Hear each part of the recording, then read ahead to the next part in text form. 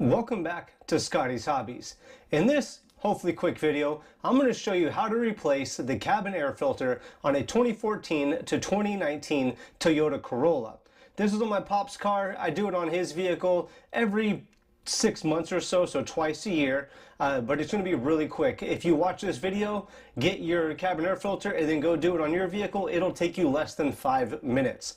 So let's get started. First, make sure you have everything that was in the glove box emptied out. Take it all out because it's going to fall out during this process if you don't do so beforehand.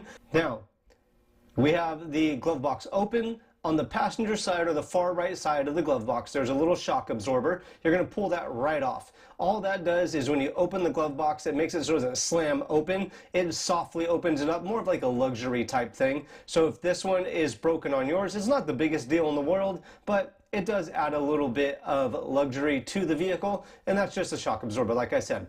Now that you have the glove box all the way open, it's just sitting on two ears on the side of the glove box itself. You're going to push in on both sides of the glove box, and while you're doing so, pull forward or pull towards the passenger seat, and there's two ears on the inside of the glove box that when you push in, it'll push those obviously in to get around the actual frame of the glove box, and it'll fall forward.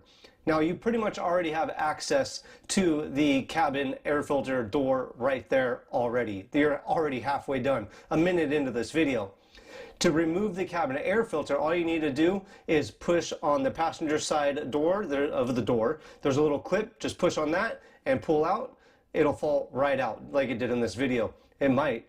If it does not, on the driver's side of the little cabin air filter door, it's just a insert. There's no clips, so you just pull out on the passenger side and slide it towards you, and it should come right out. Super easy. This cabin air filter is pretty dirty.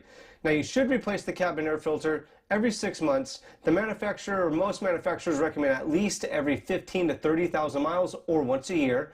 I like to order 3 or 4 cabin air filters and just keep them around, especially when we know we're going to keep the vehicle for a long time, just so that they're there, they're easy to replace, and obviously it's super fast. There are different types of cabin air filters out there as well. What these filters do is clean the air coming into the cabin when you have the heater or the air conditioner on. And also when you recirculate the air, it can clean up the air in the cabin as well. So if there's like a wildfire and you have smoke outside, or if you're driving through a heavy pollinated area, something like that, it could clean up the air in the cabin, so it makes it a little bit better for you driving around. On top of that, this filter, if it gets really clogged, it will cause the airflow of the HVAC system to greatly decrease. I have another video out there where somebody called me up and they're like, hey, my HVAC system, my air conditioner barely blows. It's blowing, but it's not, the force isn't there anymore. I instantly knew in that case. I said, come over, check their cabin air filter, and it was clogged. It was just old. So if you have a performance of airflow in the HVAC system, this could be this could be your problem, very, very likely. All right, now that we've gone over the cabin air filter a little bit, let's go ahead and install the new cabin air filter. If you took note of the direction of the arrow when you remove the old one, which you should have, it said up. There's a little up, obviously it points up. That is the airflow on this vehicle. So make sure you install the cabin air filter in the correct direction. Now we're just going to put the cabin air filter door back on. On the driver's side, it slides into the notches and it locks into place on the passenger side. Real easy. And now shut the glove box. Push in on the ears a little bit. Softly put the glove box back up into the dash.